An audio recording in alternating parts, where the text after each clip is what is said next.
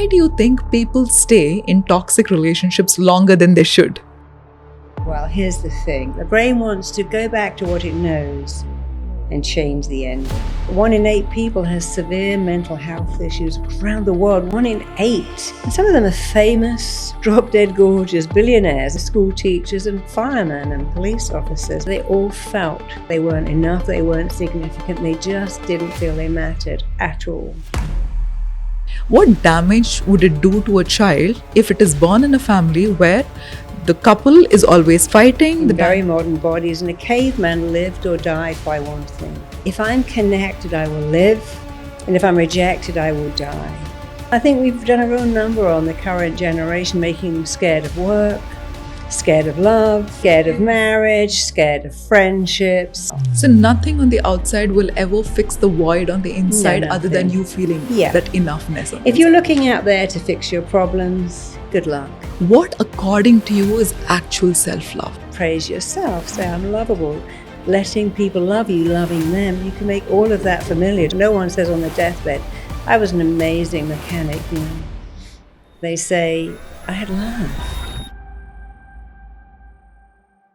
Marisa Peer, all of you who get started with this podcast, all that I want you to do is take 60 minutes out of your schedule, sit with yourself, switch on the captions, take a lot of notes, because the kind of information that she shared from her 30 plus years of experience with working with people on addiction, working with people with different kinds of subconscious blocks that they have, falling in love with the wrong kind of people, why is it people don't lose weight, and how is it to heal our body with our words.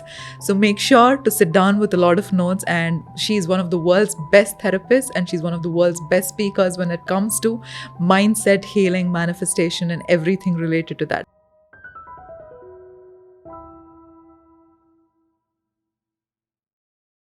Marisa, thank you so much for being here. It's truly an honor, because when we put out a message saying, who's the guest that you want to listen to the next time? And we were flooded with messages with your name. So thank you so much for being here. Well, that's lovely to know. Thank you so much. Yeah. So first of all, I would like to dive deep into the basics of what most people want to understand. So this goes back to a story that I listened to almost 10 to 12 years back, where the story goes like this. There are 2 sons, son A and son B, and both of them, they had an alcoholic father. And the son A grew up to become a very, very successful person, whereas the son B went up to become an alcoholic himself. Upon asking the question, what is the reason for how you are right now? Both of them gave the same answer: because of my dad. Of course. Which means both of them grew up in a very similar environment, but one person went out to become really successful and the other person did not. So my question is, what truly determines the subconscious beliefs that we have depending on the external circumstance? Because in this case, the external circumstance was pretty much the same for both of them. So what truly determines that?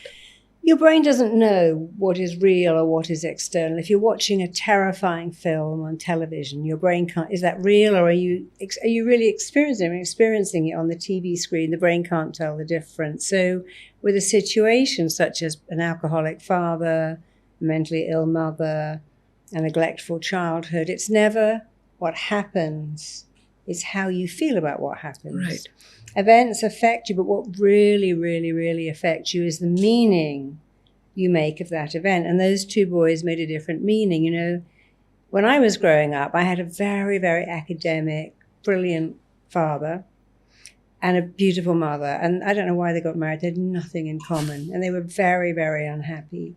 And I would watch this scene play out all the time. My mother would cry, my father would go to work. My mother would cry, my father would go to work. And I remember looking and thinking, so what you have to do is you must have a fantastic job that fulfills you, and then it doesn't hurt. My sisters, I looked at it and thought, what you must do is marry someone who loves you more than you love them, and then never pick up their briefcase and go to work. My brother looked at it and said, never marry someone beautiful. This just doesn't work. So we all saw exactly the same scene, and 2 unhappy parents, one very academic, one very beautiful, shouldn't have got married. But each 3 of us made a different meaning of it. It's the meaning you make of an event that impacts you. I'll give you another example. One of my clients told me that she found out one of her aunties told her when she was 18 that her parents had tried to terminate her. Oh, okay. And she was devastated. She said, well, that's it, you know. I mean, how can I be? And my own parents tried to kill me.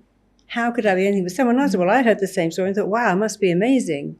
If they tried to terminate me and they didn't succeed, I must be destined for greatness. Right. So we got two stories identical. I found out my parents tried to abort me, and one said, well, that's it for me then. I wasn't even wanted. The other said, I must be meant for greatness because I got here despite all of that. Right. So it's never what happened.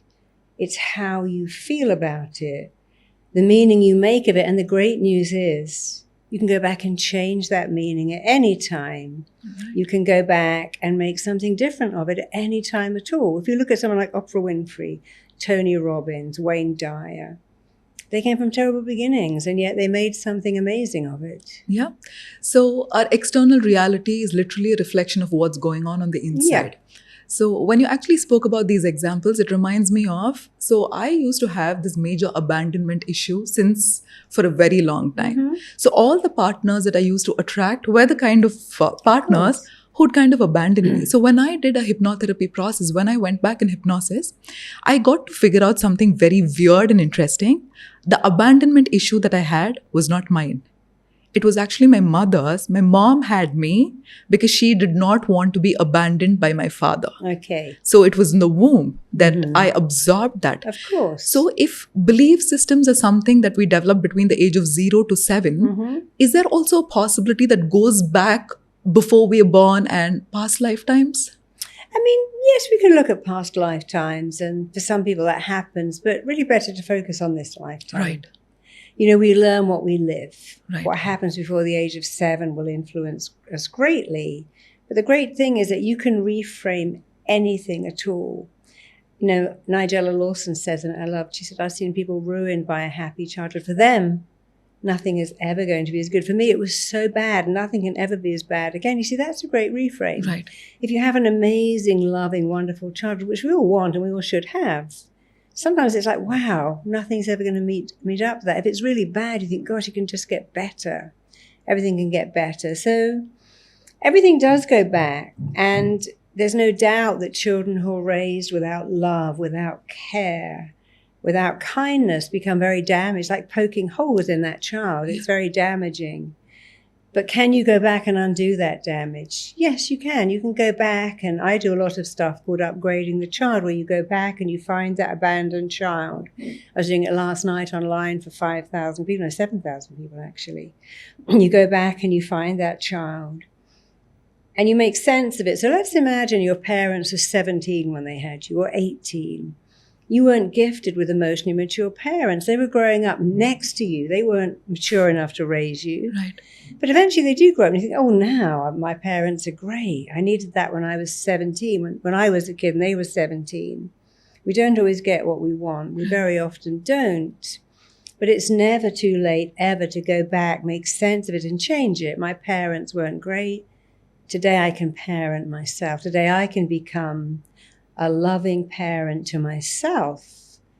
And I can give myself everything I need, because I talk a lot in therapy about the unmet needs of children. Yeah. Children's needs are very simple. A child needs to be loved, safe, connected, significant. They need to be certain they matter.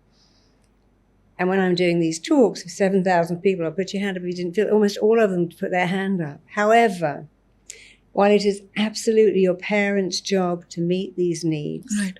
once you get into your 20s and they haven't, it's now your job. Yeah. And the great news is you can do that job. You go, okay, it's my job now to make myself feel safe, loved, connected, significant, to know I matter. So you spend a bit of time saying it. I matter, I'm lovable, I'm safe to express myself. I do matter. I'm here for a reason. I have something to offer the world. You say it, state it, affirm it, embody it. Just like putting olive oil on warm bread, it has to sink in. Bread can't reject warm olive oil, but also can't reject hairspray or deodorant or eye drops. They all go in, toxic or healthy, Right. as it is with thoughts. So when you can start to change this thinking and say, you know, I'm going to meet my needs. The word responsibility means an ability to respond. We have unmet needs. I had many, But I realize it's no one else. As an adult, it is no one else's job to turn up and meet those needs. It's my job. Right. And I can do it really well. Right. So, I mean, that's so beautiful that you touched upon the topic of us accepting ourselves for who we are if we have a lot of unmet needs.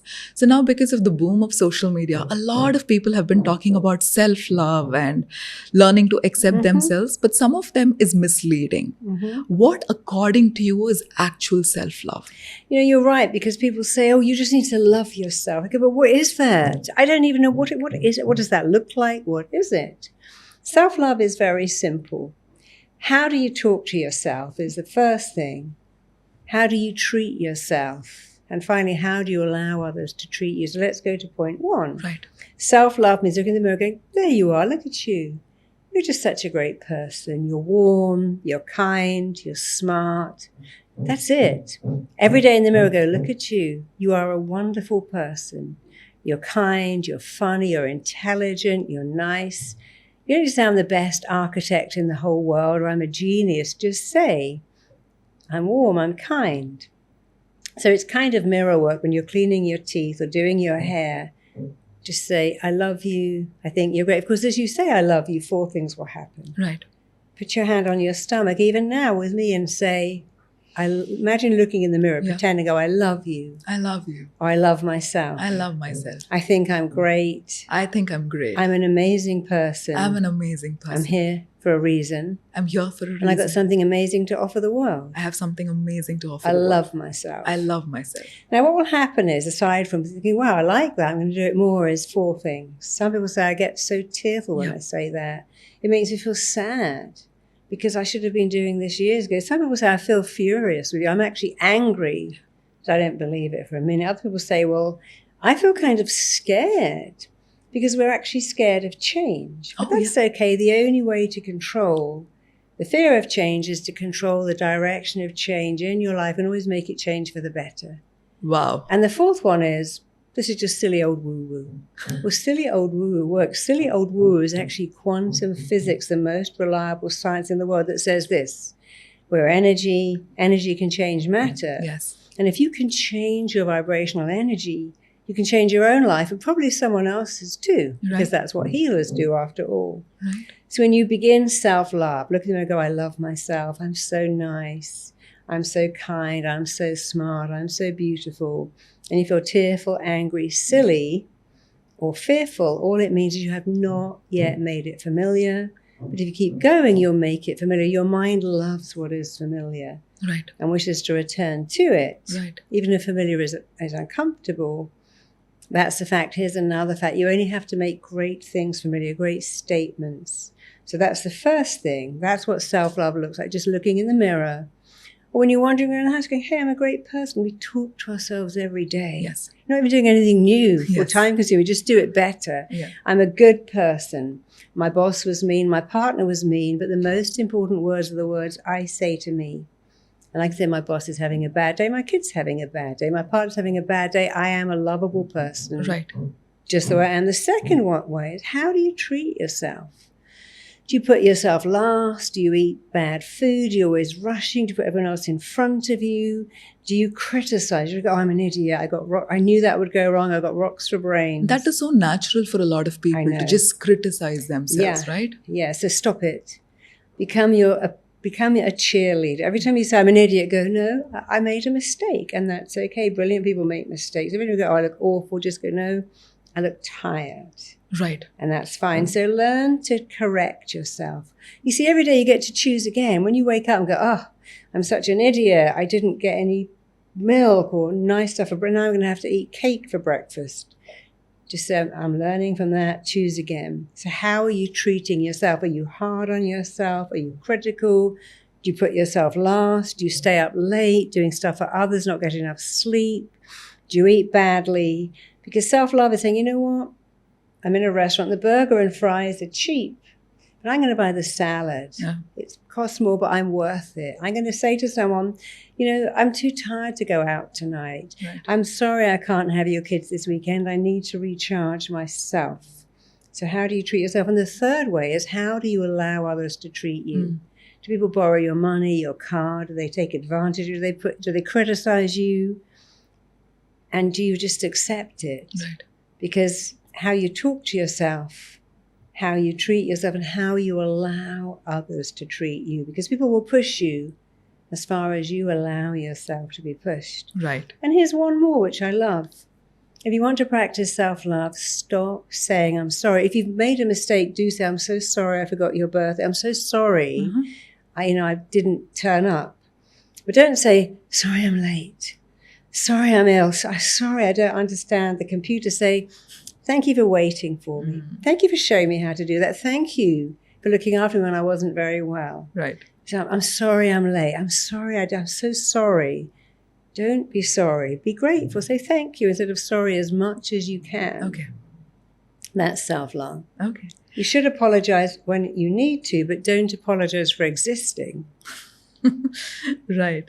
So I have another question. So we don't think to think negatively. The negative thoughts just happen because of the negative beliefs that we have. Yeah. So anytime we give out affirmations to people and ask them to do it, and the first reaction is, I feel so robotic. I just say, look at the mirror and say, I'm awesome. But deep inside, I don't believe I'm awesome. So how long does it actually take for somebody to embody what they're constantly telling themselves? We see the mind doesn't know. And it doesn't care if what you tell it is true or false, useful or useless, Right. harmful or hurtful, beneficial or not. It doesn't know. So even if you're saying in a robotic fashion, I'm lovable, I'm lovable, I'm lovable, of course, that's not quite enough because you're not embodying it. Correct. So you use all your senses. Close your eyes. Let's do it now. Close your eyes. Yeah. Okay. What does it look like to feel lovable? Maybe you're with a person who loves you. Maybe you get a lot of praise. Right. What does it feel like? So imagine feeling someone's arms around you, stroking your hair, bringing you coffee in the morning, just calling to say they loved you. What does it sound like? What kind of things do you hear when someone says, I just called to hear your voice, you're the number one, you're it? What do you hear when someone says, I love you? Right. The world's a better place because you're in it. I'm so glad I found you. So what does it feel like? Right. What does it look like? What does it sound like? Here's another. What does it taste like? You know, we can taste someone. Like we say, I love the taste of my newborn baby's skin. Right. And what does it smell like when you're smelling someone else's hair? Right. And or the smell of fragrances when you love, or you're smelling the coffee that your partner's bringing you in the morning because they love you. Right. So people say, I can't see it. Right. And we're not all visual. So, that feels so wrong to me. I just can't feel it. I just can't. That doesn't sound right at all. So we don't always say it doesn't look right. It always doesn't seem like they go, it doesn't sound right. It doesn't feel right, rather than it looks all wrong to me. So we are much more than visual. But that's just one sense. Okay. Use all of them. Okay. When I work with women who are trying hard to get pregnant and having a problem, I make them imagine holding their little baby and feeling that soft, soft skin, feeling the fingers gripped onto theirs, hearing the little gurgling sounds, smelling that perfect little baby smell. Wow. And hearing all the gurgles, because it becomes real. But we don't really talk about what does it look like? What does it sound like, feel like, taste like, smell So like? all senses we engage in. All the Okay. senses. Or you can leave out the visual one, just use the other four because it will still become real. Right. So people say, I'm just saying it. But it is better if you can really get into it. So while you're saying it, use the other four senses. Right. Right. That's How does it brilliant. feel? What kind of things do you hear? And make it more exciting so that you're really engaging in it. And then you really have it.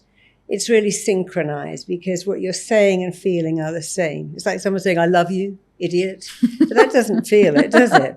So that's not congruent. You go, I love you. Yeah. You're amazing. Yeah. Rather than saying to your child, oh, you're so naughty. That doesn't. They don't feel you're angry because your tone of voice is not matching what you're saying. Of course, I love you. I married you, didn't I? That doesn't feel very lovable. So we have to remember that we could say, oh, you're so bad. But that's not a criticism because we're saying it in a very nice voice. Yes. So you do want to make sure that what you're saying, as much as you can, try to feel it, embrace it. The great thing is if you keep doing it, you will feel it anyway. Right. So if you said to me, I love doing the plank, and you didn't, after 6 weeks, you'll find, actually, I do love doing the plank. I never thought I could love lunges or crunches, but if you do it and go, I love it, love it, love it, you actually do start to love it. So the first few days, it might not feel so authentic, but the more Yeah, you keep doing it, of it just course. starts to sink in. Subconscious loves repetition. But you can lie. I'm a great fan of lying, cheating, and stealing. Lie to your mind every day, cheat fear, Okay. and steal back the confidence you were born. No baby says, I can't walk, Yeah. I can't feed myself, I can't get out of this crib. Babies can do nothing, and yet they're so happy. They lie there gurgling. They can't even make their eyes move at the same time. They can't control their bowel movements, and yet they can't feed themselves, but they're happy. Right. So we have to lie to ourselves. I love the idea that you said cheat fear. How do we do that? So talk yourself out of it. You have a choice. I'm nervous, I'm excited, I'm not ready, I'm ready. Yeah. I'm anxious, I'm super chilled. I'm terrified, well, I'm challenged. We have to take control. Our words shape our reality. Yes. And if we say, I don't like my reality, we'll go back and change your language over and over again until your reality changes. Because the first thing that comes are words. You think a thought. Yeah. You feel a feeling. Yes. And you behave in a certain way. So let's say you think a thought. I'm dreading giving that presentation at work. I'd do anything rather than have to do that. What's the feeling? And if it's panic, anxiety, stress, then your body is probably going to make you sick. Yeah. Because you said, I'm dreading it. But if you go, I'm giving that presentation, it's a stroke of luck. I'm going to show my boss who I am. Yeah. And I'm excited and I'm ready. And it's a little challenging, but I'm going to do it. So you feel pretty good, and you'll behave in a way that's different. That's true. Don't try to change the behavior or the feelings, change the thinking that comes first. Right. Whatever you feel, there's a thought first. You see, you can't think you're scared of a dog unless you have a belief. Is everyone scared of a dog? No. Or a cat? No. Or a horse? Is everyone scared of an elevator? No. Or an aeroplane? No, of course not. People who are terrified of flying have a thought. That's a flying coffin. It's going to crash. And people who don't go, 8 hours to read a book, watch a movie, get waited on. Right. How lovely. Right. That's brilliant.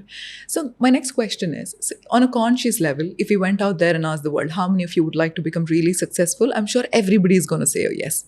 But why is that? Despite the fact that the information that we have at this point of time, I don't think a lot of the previous generations had access to. We have so much information, we have so much access, and we have so many evidences of this being true. Yet, why do you think so many people struggle to change?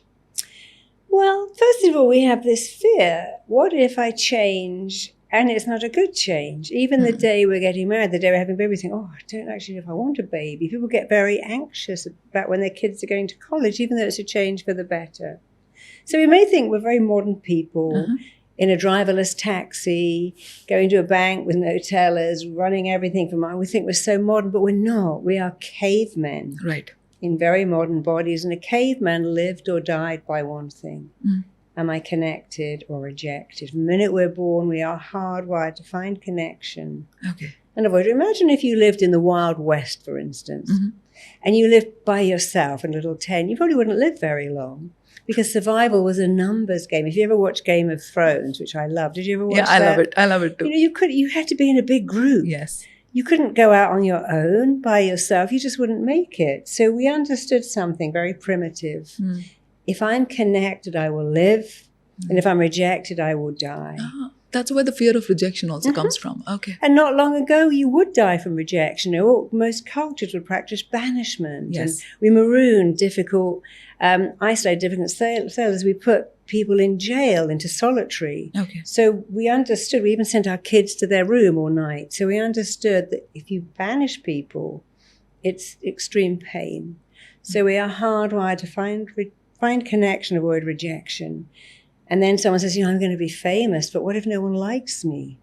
I'm going to be promoted, but what if you're not my friend? I'm going to be rich, but what if I lose all my friends? I'm going to make so much money, but what if you never know who your friends are anymore? So in order to not lose out on that, they sabotage their own opportunities. Yeah. Okay. Well, yes, because the fear of rejection is powerful. Some people don't let themselves have love in case it goes wrong. So the rejection would have killed you even 100 years ago. Okay. You could have died 100 years ago from rejection. Now it doesn't. Right. But it still feels exactly like it can. Listen to those songs, I'll die if you leave me.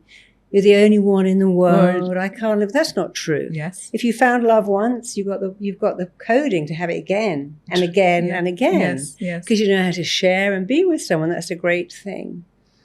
But the belief is, if you reject me, it will kill me, because I'd rather die than be ghosted again. It would kill me to go through. If I got fired in public again, it would kill me. Right. And the brain, of course, doesn't know that that's just words. People say, you know, I spoke in public and I said the word, and everyone laughed, and I thought, I'll never put myself through that again. Okay. But we forget, but the brain never forgets, because it's wired to find out what causes you pain and make sure you avoid it for the rest of your life, which is why so many people can't speak in public, can't let love in. Okay. Because it's the fear, you know, our greatest fear is not the fear of speaking in public, it's we're being rejected when we speak in public. Oh, wow. So we have all of these fears. So most of our fears are connected to fear of rejection, because that feels like death to us. All of them are connected to the fear of rejection. That's crazy. But here's the thing. Rejection doesn't. You could live in an apartment with 6 cats, get everything delivered, and never see anyone, and live until you're 102. It wouldn't be a great life, but you could. Yes. What would kill you doesn't kill you. In fact, we've set up a world now. I was in an airport recently. There were no staff, only robots. It was really weird. Okay. But we're setting up a world where we can live without people.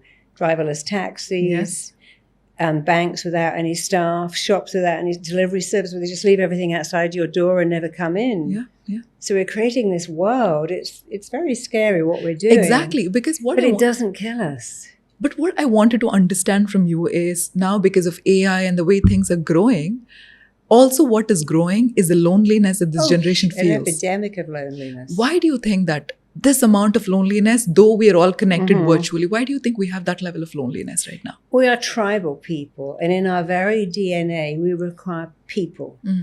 People require people. We're required to live in a tribe and sit around the fire and talk to people. So we might be at home with our Netflix, and our ice cream is delivered, and we've got everything. But if you haven't got a person, you know, years ago I was babysitting for somebody, my nephew, and he had one of those little, you know, the little thing you can talk to. What's it called? The baby monitor. Oh, right. And I was downstairs, he was upstairs, and he was talking. And I said to the monitor, Austin, you've got to go to sleep. And he went, I need somebody with skin on to come and talk to me. And I loved that. He said, I need somebody with skin on, because he could hear my voice. He said, I need somebody with skin on to come in the room, because it's like saying I've got a baby and I've got a robot to nurse the baby, feed the baby, but the baby's not going to thrive. Yeah. Because we need people. And I think we're forgetting how much we need people. You know, there was a study done years ago where they took a little newborn monkey and they took it away from its mother, and they gave it a hot water bottle with a monkey skin on it. And at night they put ice cold water in it so the monkey couldn't cover it. And the monkey just died, because we are wired. The connection. We need hugging. You know, if you go to, you know, if I wanted a pet, in England especially, went to a pet shop, they go, you need 2. Take 2 cats or 2 dogs or 2 mice. They like a little companion. But we don't, even in the zoo, we go, oh, look, that's so cruel. That lion needs a mate.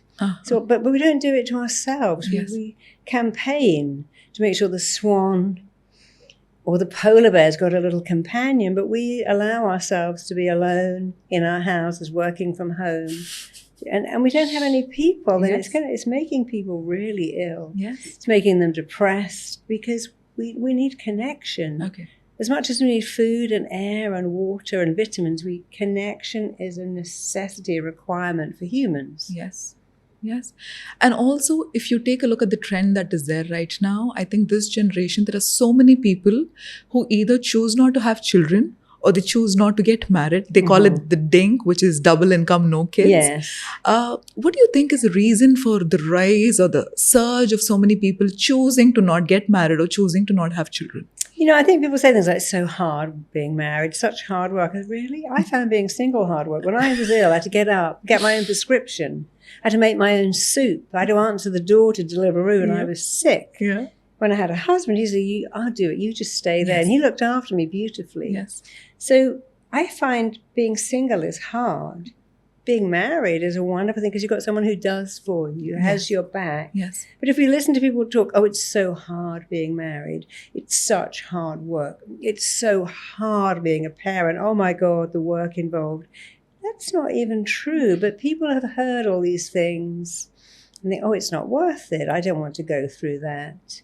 And I think we've done a real number on the current generation, making them scared of work, scared of love, scared of marriage, yes. Scared of friendships, yes. scared. So many people say, I'd rather have an animal.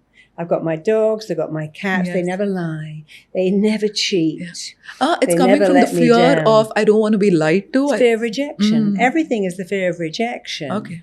And so a lot of people are giving up the things that we've made so important, friendship, yes. love, yes. relationships, because they fear it going wrong, rather than saying, there's a lot of material out there that could help me make sure it goes right. What do you think this is going to cost them in the future? I think it's costing now. I mean, we have an epidemic. 1 in 8 people has severe mental health issues around the world. 1 in 8. Okay. And it's soon going to be 1 in 7. And the highest group is young men, followed by old people who are desperately lonely. Okay. The highest suicide group is young guys who are alone. Okay. Even very good looking, nice, lovely ones. I mean, they're all lovely. But we can see already the price we're paying for valuing things over people, for saying, work hard, make money, go to college, rather than, work hard, make money, share your life. Yeah. Have someone to wake up with and come home to that loves you. Yeah. That's what matters. No, that's very true. When people are dying, no one says, hey, I was a great dentist. They go, I loved my wife. Yes. I have got 4 children and 6 grandchildren, or 1 child. But no one says on their deathbed, I was an amazing mechanic, Yeah. They say, I had love. Yeah. Because our greatest moments are not, wow, I got promoted. Wow. I've written 7 books, and I was thinking about that, but my daughter just had a baby. And that was so lovely, being in hospital when he was born, holding him when he was born. And that meant so much more than all the times I got a book deal and went on stage. So it was such a magical thing, his birth. And her birth, too, was probably the best day of my life, was the day she was born. It wasn't when I got a book deal or went on stage to thousands of people. And most people will say the same. It was, when I had a baby, when I got married, when we did something together. It's very rarely when I got that promotion. Yeah. So we have to remember what matters, and it's always how we interact with others, how they interact with us. Right. I read recently that you live longer, up to 17 years longer, if you have friendships. Okay. I mean, if you look at the blue zones where people live for long into their hundreds, there's a couple of things that they exercise a lot because they walk around. They're often in mountainous areas. But the big thing is they are part of a community. Okay. They cook dinner with their family. They feel important. They're involved in their grandchildren's lives. So we know what makes you live longer. Yeah. It's feeling that you matter, that you belong. Okay. And the opposite is not. I was a couple of years ago asked to work with 18 suicidal teenagers. All at this. I was at a place. It was like a retreat, and they were all there. And I had to work with them all at the same time. So I had 18 kids who've all expressed an interest in killing themselves. One was 12, one was 18, the rest were in the middle. One was quite a famous footballer, so that was surprising. Okay. I said, okay, I've only got an hour, so lie in a circle with your head in and your legs out. I'm going to walk around the circle. I'm going to help all of you at the same time. But here's a piece of paper, a piece of paper, write on it what you need. So as I walk around these 18 kids, I can remember, because 18 is quite a lot. So each kid took a piece of paper, lay it on their chest and lay it on the floor and shut their eyes. I walked around, it almost broke my heart, because they all wrote almost the same thing. They wrote, I've still got the pieces of paper, they wrote, I just want to belong. I need to matter. Oh boy. I wish I was enough. Different varieties of that. And these kids were at an event where their parents had paid for them to go to this place. They didn't come from families who'd abandoned them, but they all felt that they didn't matter, that they weren't enough, that they weren't significant. They just didn't feel they mattered at all. And that was a cross-section of what's happening in the world now. Most kids will say, I don't matter. Yeah. I'm not enough. I don't feel significant. And the not enoughness is like an epidemic. That's why I created the I'm Enough movement. I have these bracelets. They're exactly. so old now that say I'm enough. And I see people every day who'll say, but I'm not enough. And some of them are famous, drop-dead gorgeous billionaires. And some of them are school teachers and firemen and police officers. But across the board, we have this epidemic of not feeling good enough, lovable enough, worthy enough, interesting enough. When you don't think you're enough, you need more food, more alcohol, more stuff to buy, more stuff to medicate. And the whole world is really suffering from this not enoughness. It's become a huge epidemic. Yeah, yeah.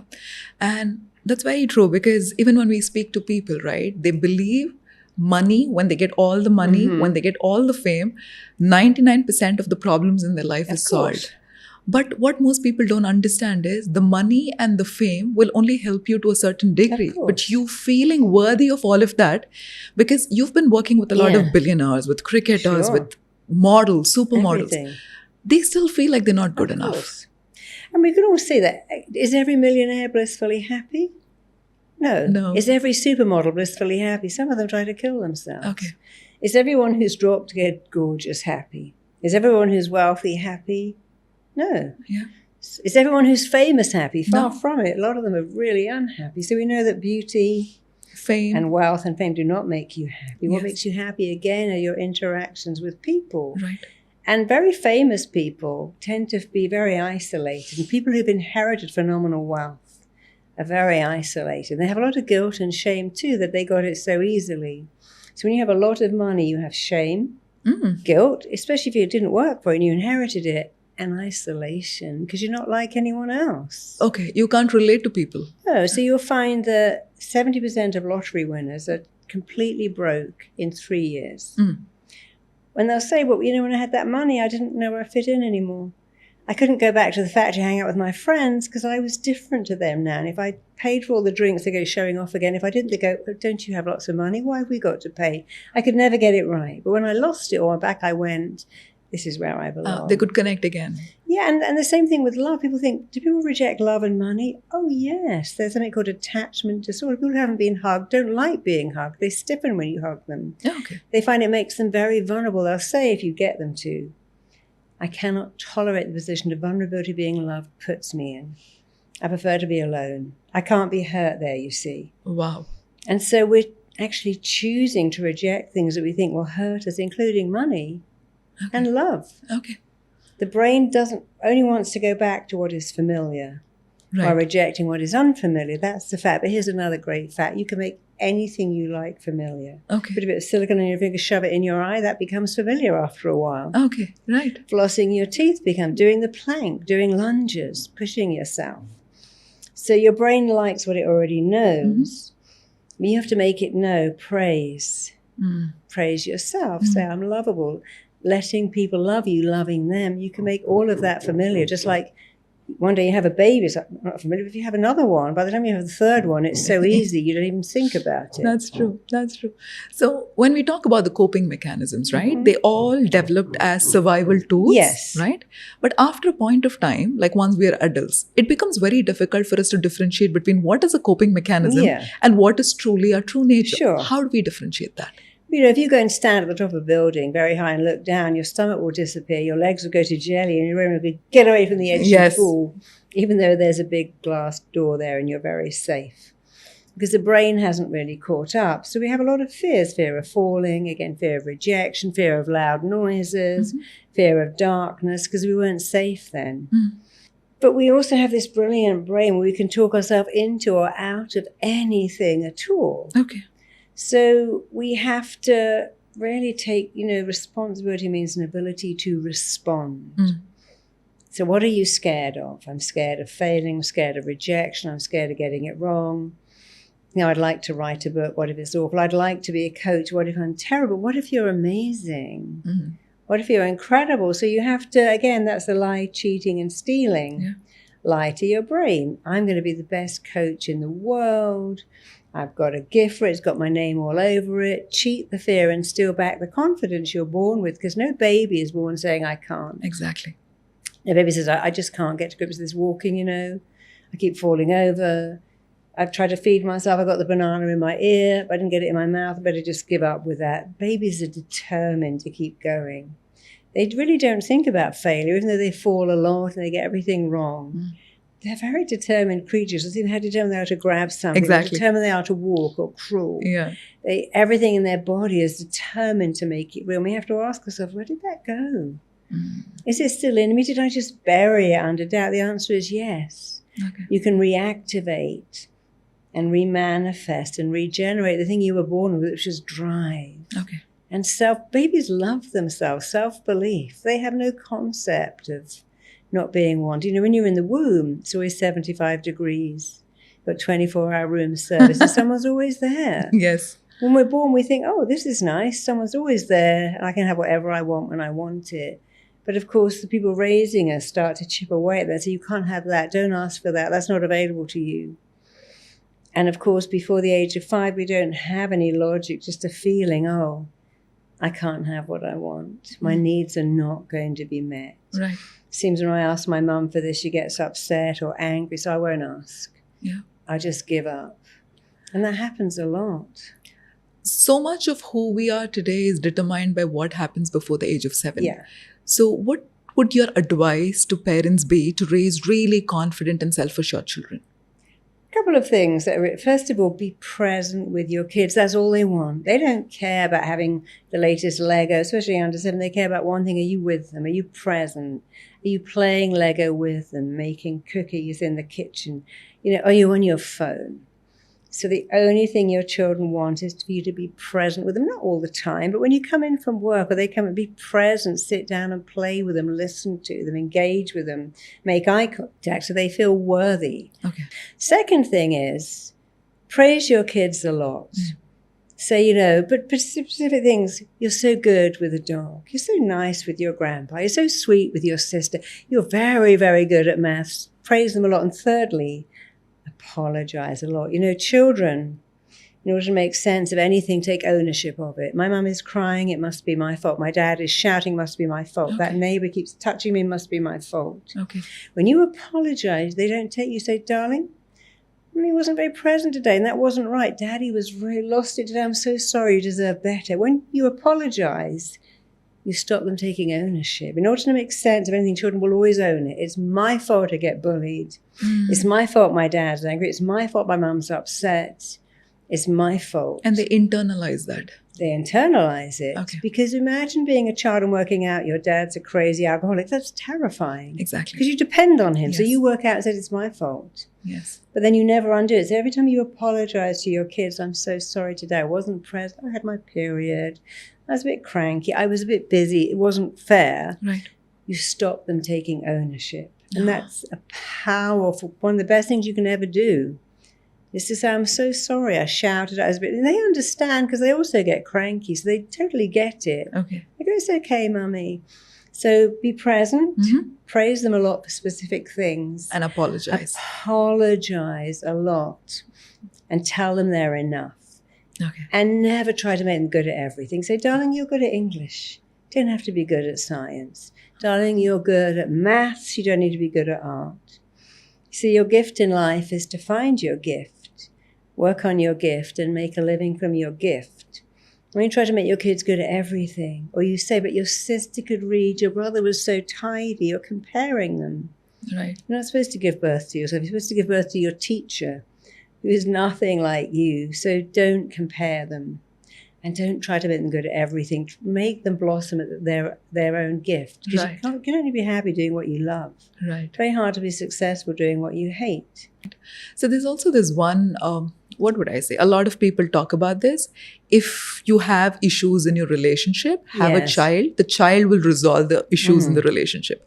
But of course they can't. Exactly. So my point is, I would like to know from you also, what damage would it do to a child if it is born in a family where the couple is always fighting, the dynamics is not that great? How do you think that is going to impact the child's outlook? Well, the child's going to think it's their fault. Ah, right. So if people think, we'll have a baby to make this relationship, we'll have a baby so we stay together, we'll have a baby so we'll love each other more. But babies need to be born into a very secure place. But often they're not. You know, we're not. Right. But it's so easy for people to fall into that victimhood rather than course. taking up the Yeah. ownership and saying, I'm going to change my life. Sure. Why is that so? Well, it's easier to blame than to change. It's, you know, a victim says it's your fault, you did that, so I don't have to do anything.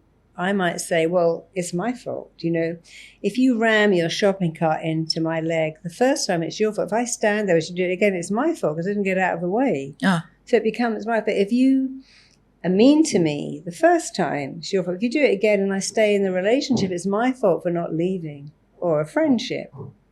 So, but it's easy to blame. The opposite is, well, I've got to do some work. I've got to have the competence. You know, don't like to be spoken to like that. I'm not staying in this relationship. I'm not staying in this job. I'm not staying in this family.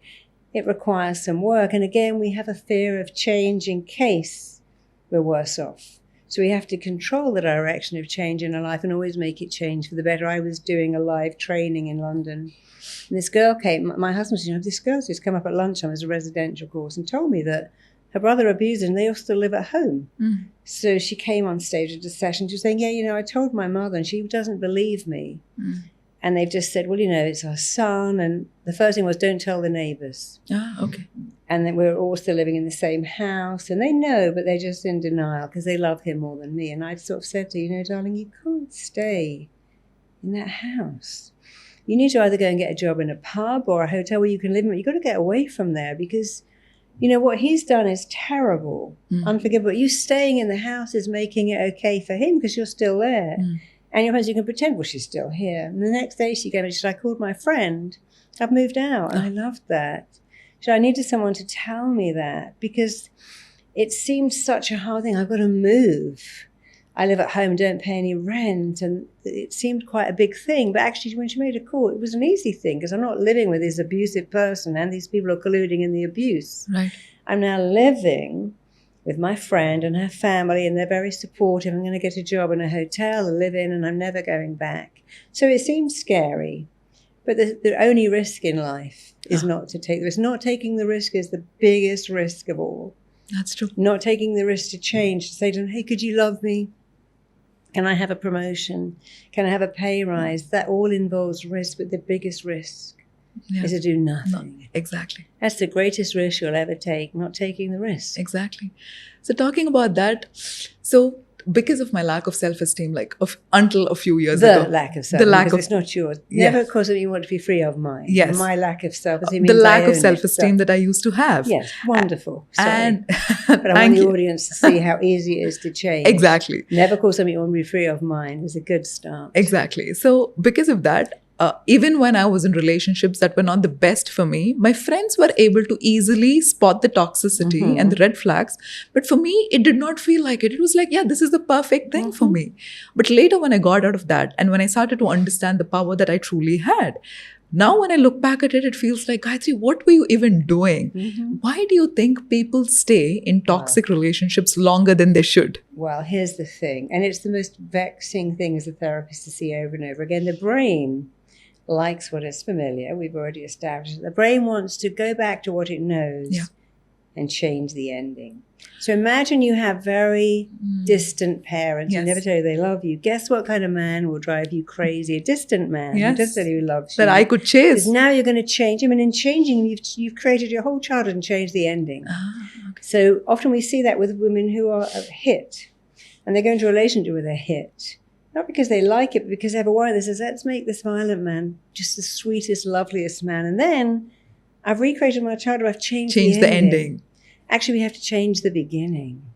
Wow. Let's find a guy who would never hit me. Let's find a guy who's loving. Instead of finding a cold person, making them warm, let's find a person who's warm. Life is too short to change the ending.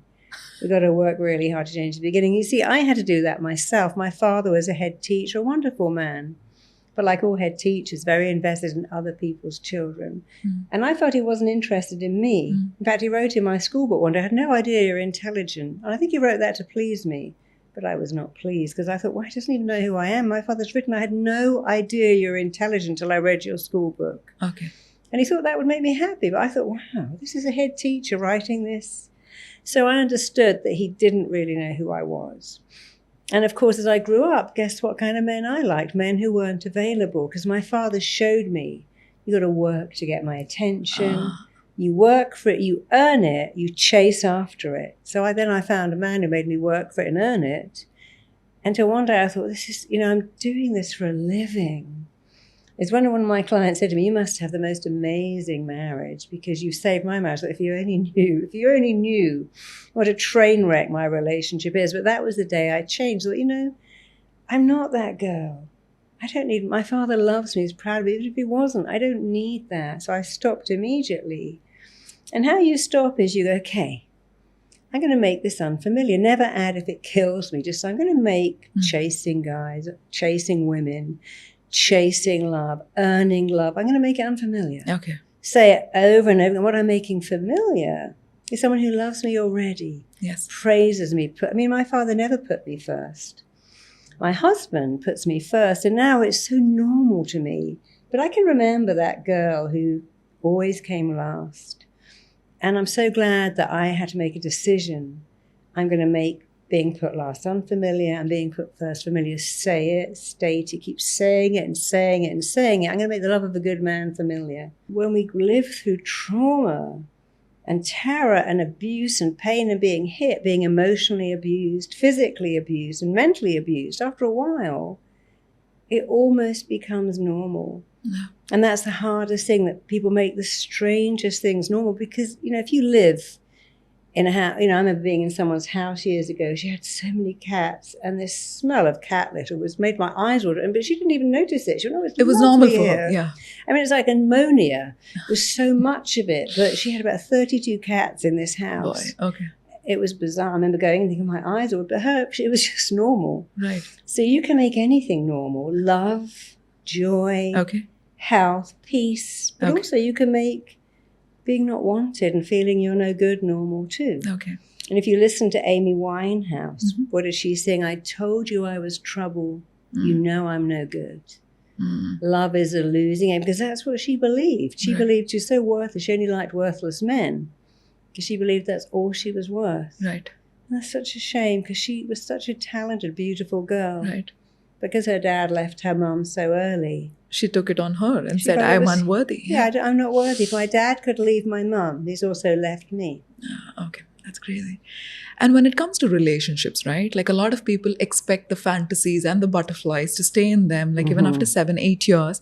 And we also see a lot of people cheating in the relationship. What is the core reason for that? Well, two things. We read fairy stories. Prince, whatever his name, charming, met Sleeping Beauty. They lived happily ever after. It always ends at the marriage. They lived happily ever after. Right. It was all wonderful. And no one tells you the truth, that, nature's very clever. When you first meet someone, you feel wildly sexually attracted. We're having sex lots of times. But nature says, okay, you must have made a baby now. You've been having sex for so long. You must have made a kid. I'm going to turn all of that off because you've got to get out of bed and raise that child. So the wild sex has to go. Oh, okay. Nature gives you lots of oxytocin to make sure that next race continues. Oh, okay. And then it turns it down. So you look after that child. Because, you still can't be in bed having sex all night when you've got a baby, obviously. And then we have the 7-year itch. When that baby is 7 and could open the fridge and get its own food, is when men often think, I think I want something else now. But not always. So the first thing is, nature won't allow you to have that hot, heavy, wild sex for 20 years. You can still have great sex in a relationship, but nature's going to turn it on to make the species and then turn it down. Both are to make the next generation Okay, live. for nature, it's only about like evolution and the next generation. Okay, that's it. Okay. Why do you think, men like lipstick and high heels? They're all signs of what happens when we orgasm. So everything going on is to make us recreate, of course. And so nature's going to change a relationship, but a relationship needs 3 things to really last forever, which is best friend chemistry, sexual chemistry, and mutual respect and admiration. A lot of us get so into this, oh my God, the sex is so amazing. I don't even really like this person, but who cares? The sex is fantastic. So you have to have both. You have to have sexual chemistry and best friend chemistry. Right. A lot of people have best friend chemistry and no sex. Some people have sexual chemistry, but they don't really like the person they're with. So, you've got to ask yourself some questions. Do I like this person? Could I spend my whole life with them? Are they funny? Are they kind? Are they interesting? We say, have they got a 6-pack? Okay. Have they got lots of hair? Have they got big breasts? We ask the questions that shouldn't really matter because they're very superficial. So if you ask better questions, when I decided I wanted to be with someone, my husband is funny, he's kind, which is so underrated in relationships, so important.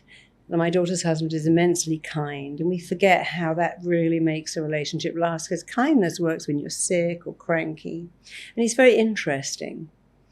So if you have all these 3 things, that's what makes a relationship last: the kindness, best friend chemistry, sexual chemistry, admiration. But often we get married to the wrong people. We ask the wrong questions, not, is this person sexy? Rather than, are they the person going to get up with the kids when I've got a cold? Will they still be there? So we expect it to be the same, and relationships come and go. Often you'll be annoyed with your partner, they with you, but hopefully not at the same time, and that's how it works. But, evolution is very clever. It's doing all these things. So your first question is, why do we think it should always be perfect? And it just isn't, and you get used to somebody, like you get used to wealth, you get used to comfort, you get used to, if you eat spicy food all the time, you get used to it, and you can't go back to bland food. So we have to have different expectations.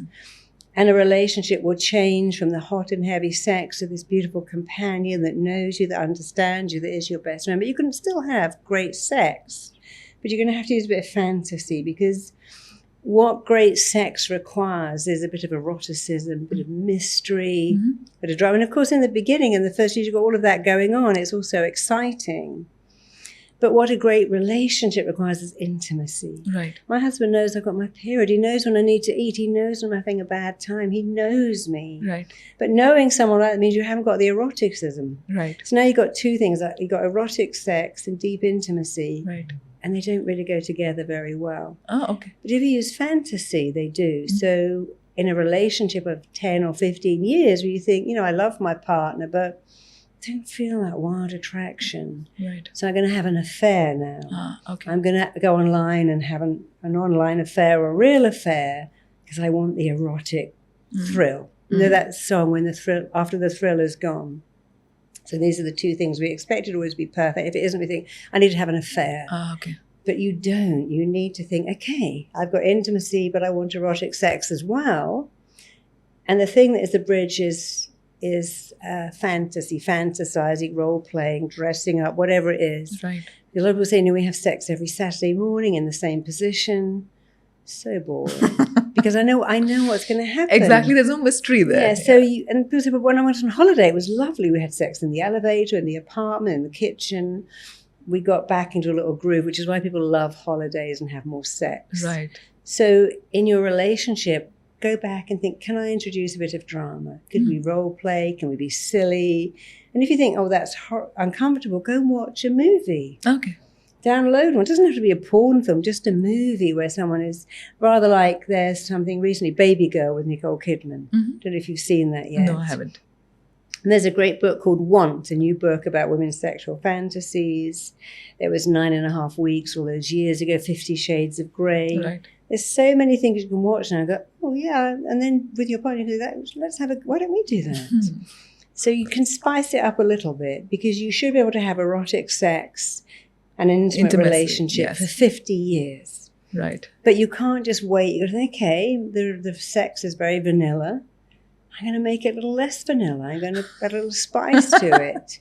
Just give it a bit of variety. It's like if you ate the same food every day. Every day. Oh my God, I need something else. Right. Well, sex is the same. Right. You're going to have fast sex, erotic sex, romantic sex, naughty sex, just like you have a different variety of food. And some days you think, I can't be bothered. I'm just going to have a burger. But other days you think, no, I'm going to have the whole works today. And that's the same with sex. Right. Right. So now coming back to addiction, right? So addiction is us trying to use something on the external to fill a void on the inside. Yeah. And that's why people are addicted to alcohol, weed, porn, multiple things. What is the first step that somebody needs to do once they've become aware that they're dependent on an external thing to fulfill something on the inside? Well, first of all, addiction is classified as anything that takes you away from a bad feeling to a good. So that can be shopping, sex, drink, drugs, food. It can be screen time. It can be gambling. What you're doing is you're trying to move away from a bad feeling into a good feeling. So the first thing is, okay, I can see this is getting addictive now. And second thing is, all addictions stem from not feeling enough. When you're not enough, you need more. I think I've worked with thousands of addicts, and I've never met one ever who thought they were enough. So when you're not enough, you need more. Right. So even if you're working on an alcohol addiction or a food addiction or a shopping addiction, make sure you work on what lies underneath, which is the not enough. So just keep saying, I'm enough. Write it on your mirror. Okay. Write it on your pillows. Write it on your fridge. Make it your password. You have to unlock your phone by saying, I'm enough, obviously with squiggles, and can't all just have that. And on your computer. Right. So after a while, it becomes not what you do, but who you are. Because when you're enough, you will stop addiction in its tracks. Okay. Because it's the emptiness inside that drives you to want more. But the emptiness inside is those unmet needs we started the conversation with, and not feeling you're enough. But you see, it's not true. Okay. You were born certain you're enough. You cried. If your mother shut you in a cupboard, you would have cried for hours, days, because you knew you were worth attention. Yes. So the not enoughness lies underneath every kind of addiction. And we can fix every addiction. Okay. But we've got to fix what drives it, which is I'm not enough. So I need a drink to numb the pain. Okay. I need to gamble, because in that instant when I'm gambling, I'm thinking I'm going to win all this money and fix my problems. And for a minute, I get peace. I'm eating that cake because it's filling me up with sugar. Reminds me of being a baby, when I got fatty, sugary food. I'm going on the computer because I'm just trying to numb myself. So nothing on the outside will ever fix the void on the inside, No, other than you feeling that enoughness. If you're looking out there to fix your problems, good luck. You got to go in here. There is no out there. Right. It's in here. And people who are looking out there to fix it will always look out there. But when you go in here and go, okay, I have a void, I have an emptiness, I have unmet needs. I don't think I'm good enough, and that's driving it. But hey, I could fix that, because the truth is I am enough. Yeah. And I can get all my needs met just saying I matter, I'm lovable, I'm significant, I can find connection. So it is a choice. If you're not choosing connection, then you're choosing disconnection. Right. If you're not choosing company, you're choosing aloneness. All right. You're not choosing to say I'm enough, you must be choosing to say I'm not enough. Yes. Yes. You know, when you question a belief, you don't believe it. You know, when your kid says, Mummy, how does Father Christmas get down the chimney? How do the reindeer get down there? How does he get round the wall? How does the Easter bunny, who's 6 foot tall, get in my bedroom, which has got a tiny door? All these questions. Then you know they don't believe it. When you question a belief, you don't believe it. So many religions advise you not to question it. Exactly. Yeah. I've said it. Just so believe it's it. true. Yeah, exactly. But actually, the thing is, when you question it, you don't believe it anymore. And so when you question a belief, and your belief that you're not enough, and go, well, who told me that? Where did they get it from? What was that ever true? And if it was true for them, it's not true for me. You know, I had this wonderful girl, Indian girl with a grandmother, who she only liked her. There were 3 sisters. And she'd come every Saturday and she'd fold up some money, give it to her and say, don't let anyone know. Nobody will like you. You're my favorite, but keep that to yourself. Hide that money. Your sisters won't like you if they knew. So, of course, she couldn't enjoy the money. Oh, okay. She felt tremendous guilt from the money, because the grandmother would say every week, it's just for you. Don't tell them. They won't like you.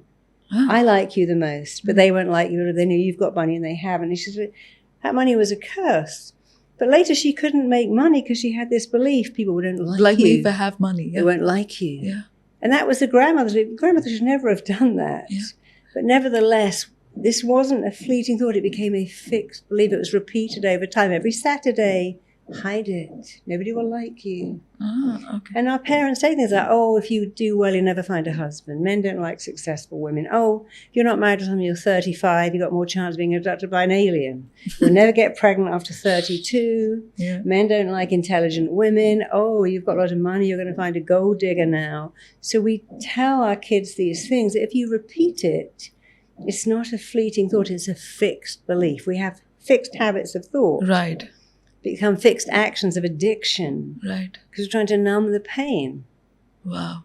Okay. So she was so interesting. I had another one who also, a very interesting girl, who was an accountant who never billed her clients. And she told me this story that her parents were both doctors. But mother was much more successful than the father. Anyway, they had a very bitter divorce. The mother was very into money. And she'd see the father every Saturday. And she said, when you go to visit your dad, tell him you need $100 for a school book. Tell him you need $200 for a school trip. And she said, my dad knew. And my mum said, don't come in without that money. So I'd ask my dad, and he would look so sad, but he gave me the money because he knew what she was like. He knew it was a lie. And I thought, I'll never ask for money when I grow up, ever. I'm never going to ask anyone for money. Okay. And she couldn't even bill her own clients because of that belief that if you ask for money, you're a bad person. And it hurts the person you're asking to ask for money. You're bad and you hurt other people, so best not ask. Wow. So such an interesting scene. But as a smart accountant, she couldn't bill her own clients. She was living with nothing because of something she believed as a child that wasn't true. So here's the question. Is it true that asking for money makes you bad? Is it true that it hurts someone? No, it's not true. And even if it is true, is it true all the time? No. Is it true billing my clients? No. Yeah. It's hurting them. And if I don't bill them, they'll never come back because they can't come back for a second set of accounts. So they get upset and go, I can't go back to that person. I haven't paid her. I better find another one. Yeah. So is it true? And even if it's true for someone else, is it true for you? And the person who told you that, like your mother, it's her story. It's not yours. Exactly. It's a question of belief. When you question it, you already doubt it. When you doubt it, you're halfway to not believing it. Right. And I want to ask you about this one thing. You met with an accident, right, in Notting Hill. Oh, yes. And the doctors told you that you could not walk for 6 months. That's and right. You will not be able to wear heels and all of that. And in less than 6 weeks, you were up there doing the things that you were doing. What did you actually do, and what did you actually tell yourself to heal your body? Well, most people are not born optimists, but I learned to become an optimist. I learned to say, look, this is great, this is going to work out. I go on stage a lot. You have to learn, this is amazing, this is fantastic. I learned to be an optimist. And of course, what happens is it starts being what you do, it becomes who you are. So when I got run over, and I was in a pedestrianised street that cars aren't allowed to come down, a Christmas market, I got run over by one of the traders. And in the ambulance, I was sure they'd put my leg in the cast and send me home, but then they went, oh no, you have 16 fractures, this is like terrible, you won't be able to walk for 6 months. And they began to tell me more stuff, you're probably going to always have a limp, one leg will be short and never wear heels again. And I understood very quickly, it's my doctor's job to fix my leg, but it's my job to fix my thoughts. Wow. So once they said, the skin on your leg is dying and have to have a skin graft. So I thought, okay, I know what quantum physics is. I began to command the skin on my leg to heal. And if you ever want to do this, use military style language. I command, I compel, I code, I condition the skin on my leg to grow back now. You can't do that wishy-washy, oh, I hope it's okay. And you have to command it because the cells in your body and listen to every thought you think. So I commanded my skin to grow back. And when I went down for that skin graft, they didn't have to do it, which was wonderful. And I understood that every thought you think, your body makes real. Okay. If I think of something sad, will my eyes fill up with tears? If I think of food, will my stomach rumble? If I think of something embarrassing, will I go bright red?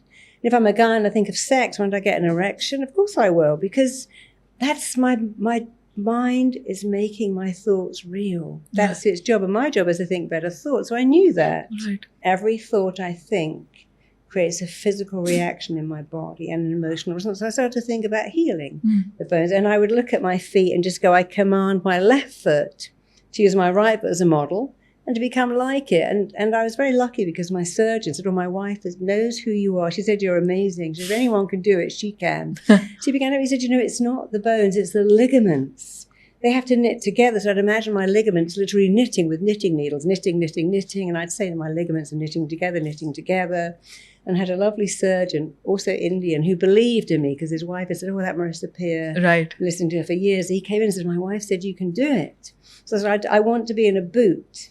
I got to go to Dubai and give a talk. And of course, you can't be in a cast because if the plane sinks, you'll sink too. But if you have a boot, you can get it off very quickly. So if you have to evacuate a plane, they will not let you on in a cast, but they will in a boot. So I was determined to get in that boot within 6 weeks. And first he said, no. But then he said, my wife said, yes.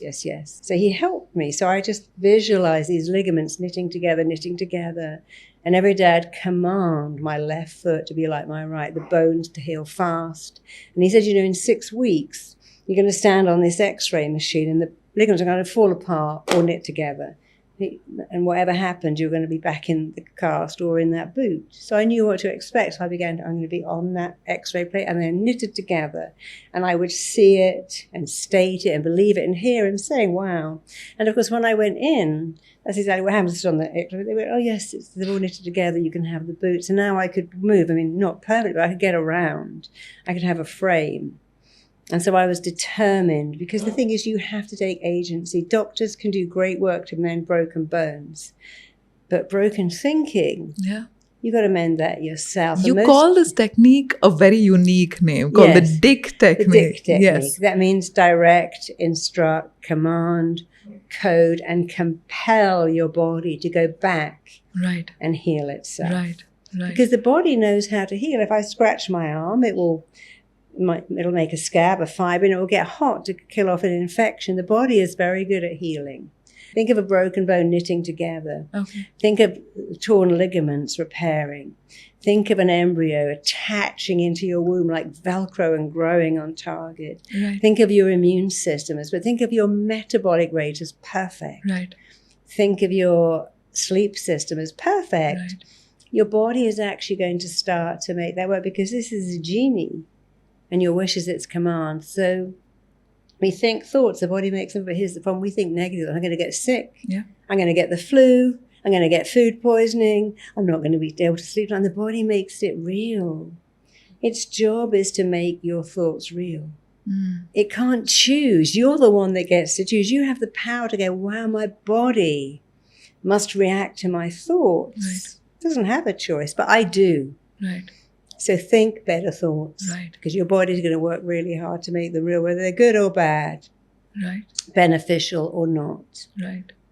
So to conclude this amazing, amazing podcast, what I want to know from you, especially for our audience, is if somebody has awareness about this work, but they truly are committed to change right now, what are the 3 things that they can do to change their life altogether? Well, having been a therapist for all my adult life and having trained 20,000 therapists, including you, by the way, all over the world, we do an online training. You don't have to have any background in therapy, and I've trained 20,000 therapists. But I began to notice very quickly that all my clients' issues came from the same root. Okay. I'm not enough. I'm different, so I can't connect. I want something that's not available to me. So pretty much whatever's going on in life is going to be one of those 3 things. I'm not enough. I'm different, so I can't connect. I want something, love, success, but it's not available.